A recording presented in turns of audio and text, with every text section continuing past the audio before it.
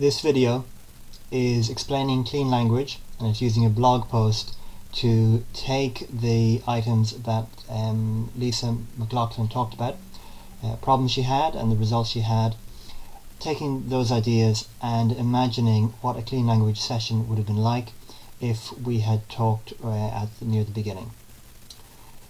So here I imagine that I demonstrate some clean language questions and talk about what a clean language facilitator might pay attention to, such as problems, desired outcomes, resources, metaphors, and space. So what is clean language? It is a coaching or facilitation technique developed by David Grove and others. Unlike other methods, there's no content that is added by the facilitator. We don't talk about our experiences, give advice, anything like that.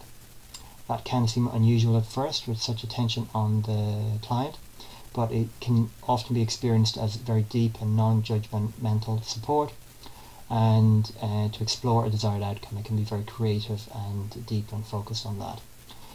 We use client words. We explore a client's current topic, and usually that's the resourceful, the useful, the positive side of things, and but sometimes we talk about and develop a little bit about whatever the client's talking about. Often some of the questions talk about metaphors or desired outcomes. We repeat a certain amount of the client words back. There's a bit of repetition there, as I've just done. Often metaphors include growth, balance, journey, or transformation. Sample questions are: what would you like to have happen? And what needs to happen for that to happen? Is there anything else about X or that particular thing, whatever the client is talking about? What kind of X is that X? And when X, what happens next? Or summarizing what a client's talking about and then saying, and that's like what? So here in the second column, I'm going to use Lisa McLaughlin's words and imagine talking to her from the beginning.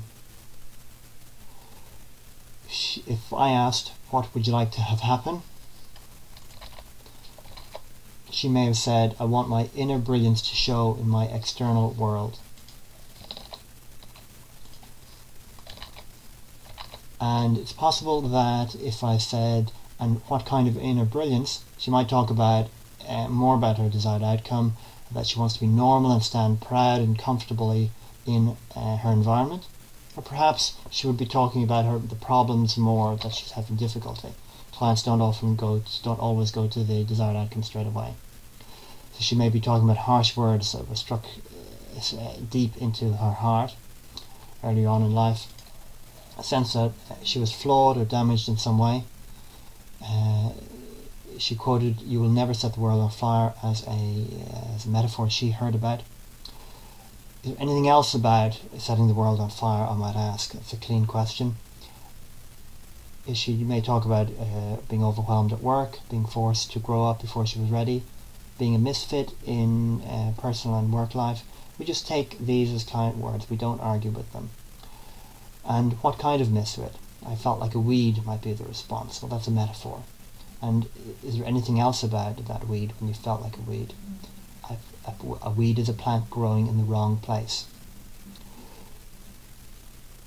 So that's a lot of the problems, what's wrong.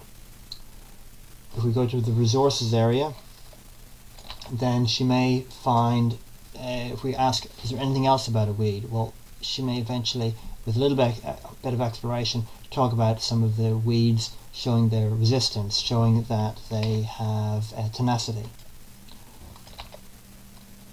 that they have right, that she may feel it's entirely normal.